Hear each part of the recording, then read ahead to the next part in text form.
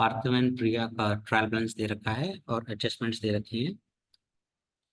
Final accounts के लिए trading account draw करें 10 लाइंस का, फिर वो पेज खाली छोड़ दें 10 to 12 लाइंस। नेक्स्ट पेज पे हमेशा प्रॉफिट एंड लॉस बनाने का ASFO 6 लाइंस 5 3 रेस्ट, एक लाइन छोड़ के अदर इनकम्स। ये सारी चीजें ड्रॉ करने के लिए हमको 5 मिनट्स लगने चाहिए बोर्ड एग्जाम्स में। Partners capital account and balance sheet. Non current assets में 10 लाइंस का थंब रूल है, रेस्ट यहाँ पे 6 लाइंस, यहाँ पे 5 लाइंस और रेस्ट। सबसे पहले adjustments interest on capital, interest on drawings पर है, क्रेडिट सेल्स पर है, बैड डेट्स, फर्नीचर, कस्टमर का क्लेम एंड आउटस्टैंडिंग वेजेस। हम लोग ट्रायल बैलेंस का क्रेडिट साइड से शुरू करते हैं। पहले पार्टनर्स कैपिटल दे रखा है, 11th स्टैंडर्ड में से हम बैलेंस शीट में लिखते थे, यहाँ पर हम लोग पार्टनर्स कैपिटल अकाउंट बनाते हैं, उसमें लिखेंगे बाय बैलेंस BD। फिर सेल्स दे रखा है, सेल्स पर एडजस्टमेंट है, ट्रेडिंग अकाउंट में credit side by sales, inner column में 2 lakhs। फिर पेबल्स, पेबल्स हमारी करंट लायबिलिटी है, बैलेंस शीट में करंट लायबिलिटी में पेबल्स 30,000। फिर गुड्स डिस्ट्रीब्यूटेड एज सैंपल्स। अब गुड्स डिस्ट्रीब्यूटेड एज सैंपल्स हम लोग परचेजेस से माइनस करते थे, तो परचेजेस ट्रेडिंग अकाउंट में हम लोग डेबिट साइड लिखेंगे। इस समय एडजस्टेड परचेज दे रखा है तो ओपनिंग स्टॉक नहीं होगा, adjusted purchases minus goods given as samples 2000। Minus इसलिए किया क्योंकि हमें क्रेडिट इफेक्ट देना है, डेबिट साइड में से माइनस करना मतलब क्रेडिट इफेक्ट देना। Trial balance has one effect same side. Bank overdraft हमारी लायबिलिटी है, करंट लायबिलिटी में हम लिखेंगे बैंक ओवरड्राफ्ट 14,000। ट्रायल बैलेंस का क्रेडिट साइड खत्म, डेबिट साइड सबसे पहले ड्रॉइंग्स दे रखी हैं। 11th स्टैंडर्ड में कैपिटल में से माइनस होता था, यहाँ पर पार्टनर्स कैपिटल के डेबिट साइड आएगा 2 ड्रॉइंग्स। नेक्स्ट दे रखा है परचेजेस जो हमने ऑलरेडी लिख लिया है, फिर हमें क्लोजिंग स्टॉक दे रखा है 31 मार्च 2017 closing stock. Trial balance has one effect same side, current assets में लिखेंगे क्लोजिंग स्टॉक 28,000। रिसीवेबल्स यानी डेटर्स, और डेटर्स पर एडजस्टमेंट है BD BDR, तो बेटर है इनर कॉलम में लिखें डेटर्स 48,000। फिर wages and salaries, wages and salaries trading account में आएगा, क्योंकि सैलरी बहुत छोटा हिस्सा होती है तो अलग अकाउंट नहीं बनाते हैं, ट्रेडिंग अकाउंट में डाल देते हैं, और यही अगर सैलरी वेजेस होता तो प्रॉफिट एंड लॉस में आता। ट्रेडिंग एक्सपेंसेस सेलिंग एक्सपेंसेस हैं, प्रॉफिट एंड लॉस में डेबिट साइड। फिर बिल्डिंग, फर्नीचर, ऑफिस इक्विपमेंट, ये हमारे एसेट्स हैं, बैलेंस शीट में एसेट साइड लिखेंगे। बिल्डिंग पे कोई एडजस्टमेंट नहीं है तो वो सीधा बाहर लिखेंगे। फर्नीचर एंड फिटिंग्स पर एडजस्टमेंट है, उसे अंदर लिखा, एक लाइन छोड़ दिया। ऑफिस इक्विपमेंट पे कोई एडजस्टमेंट नहीं है, सीधा बाहर लिखा। फिर पैकिंग मटेरियल स्टॉक, ये हमारा करंट एसेट है, डेटर्स में 6 लाइन कम से कम छोड़ देने की। Packing material stock 4,000। Cash balance हमारा करंट एसेट है, कैश बैलेंस 2,000। अब हम एडजस्टमेंट सॉल्व करते हैं। 8% interest on capital, interest on capital business के लिए एक्सपेंस होता है, प्रॉफिट लॉस एप्रोप्रिएशन के डेबिट साइड आता है। 2 interest on capital Parthiv and Priya, कितना परसेंटेज है 8%। कैलकुलेटर ऑन करें, 24,000 का 8%, 16,000 का 8%। 24,000 का 8% होगा 1920 and 1280 debit effect.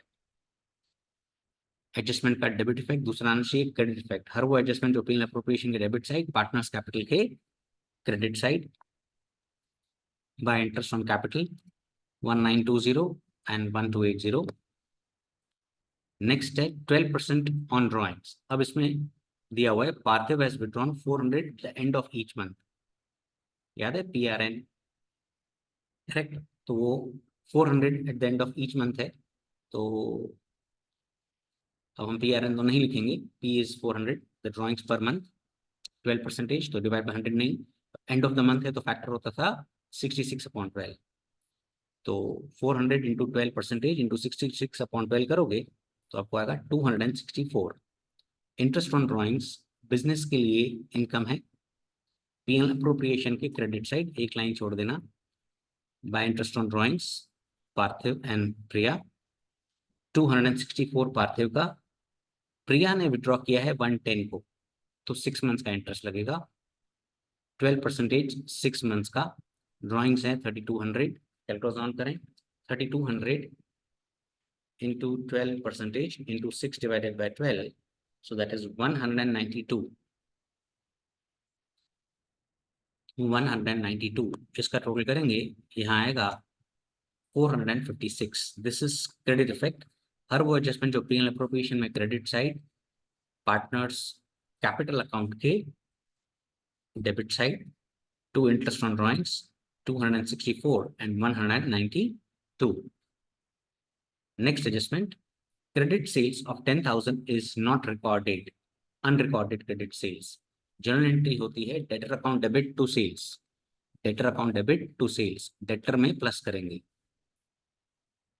Debtor account debit 10,000 to sales, sales में भी प्लस करेंगे, right? Sales is linked with the debtors, purchase are linked with the creditors, 11th standard में पढ़ा था। तो जर्नल एंट्री होती है अनरिकॉर्डेड सेल्स की, debtor account debit to sales, तो डेटर में प्लस कर दिया, सेल्स में प्लस कर दिया। अब total of sales book is overcast. अब ये टोटलिंग एरर है जिससे सस्पेंस आता है। ओवरकास्ट का रूल होता है ऑपोजिट साइड, सेल्स ओवरकास्ट हो गई है, अब सेल्स होती है क्रेडिट, ओवरकास्ट हो गई तो उसको इफेक्ट देना पड़ेगा डेबिट, ऑपोजिट साइड 2000। अब यहां से माइनस किया है, क्रेडिट में से माइनस किया है, तो इसको कहते हैं डेबिट इफेक्ट।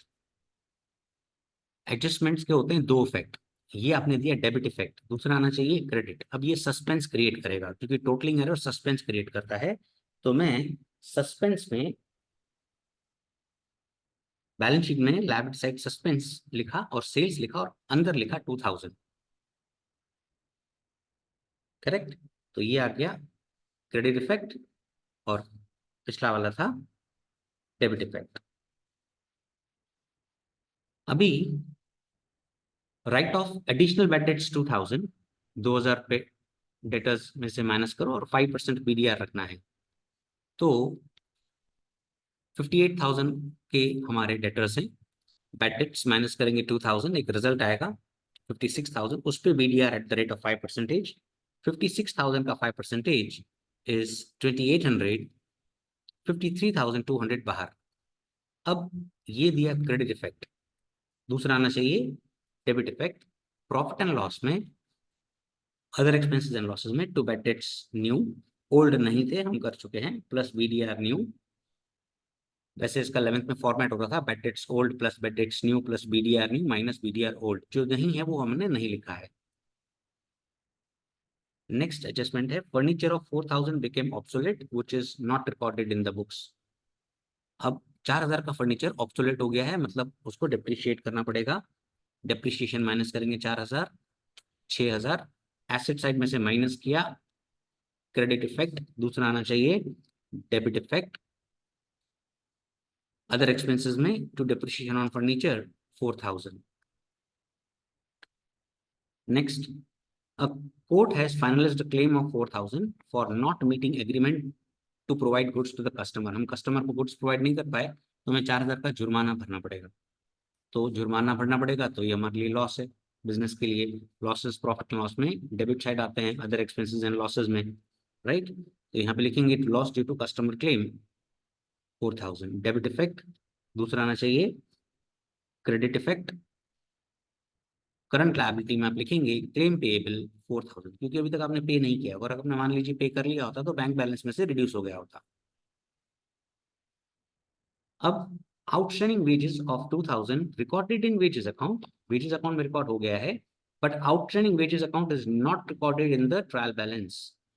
ये एरर अफेक्टिंग ट्रायल बैलेंस है। अब देखिए, ये वाला एरर 2000 का और ये वाला 2000 का एरर कॉम्पनसेटिंग एरर है, और ये बोर्ड में आ चुका है पॉइंट, किसी भी समय डाल सकते हैं।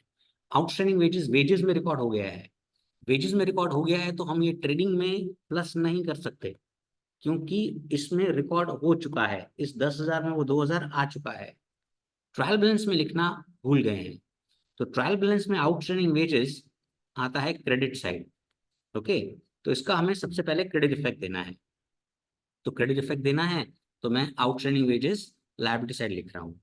तो ये आ गया क्रेडिट इफेक्ट। अब एडजस्टमेंट के होते हैं दो इफेक्ट, एक क्रेडिट, दूसरा डेबिट। तो डेबिट सस्पेंस यहां ना लिखकर मैं सस्पेंस में से माइनस कर देता हूं वेजेस 2000 और बाहर नहीं लिख देता हूं, तो ये सस्पेंस कट हो जाएगा। तो ये कंपनसेटिंग एरर्स का पॉइंट है। सम गेट्स ओवर, ट्रेडिंग अकाउंट बंद करेंगे। Total goes this side. Difference is gross profit 94,000 transferred to profit and loss account. By gross profit, total goes this side. Difference is net profit transferred to P&L appropriation.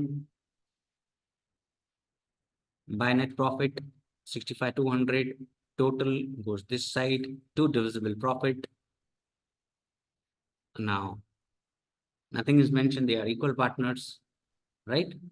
तो पूरे इसमें दे नहीं रखा है profit loss ratio. If nothing is mention they are equal partners, so divided by 2, you will get 31,228 each. So transfer to capital account में credit side लिखेंगे by divisible profit, and then you will total goes this side to balance CD, total goes this side to balance CD. ये final balances capitals balance sheet में जाएंगे, and your balance sheet should tally. Wish you good luck.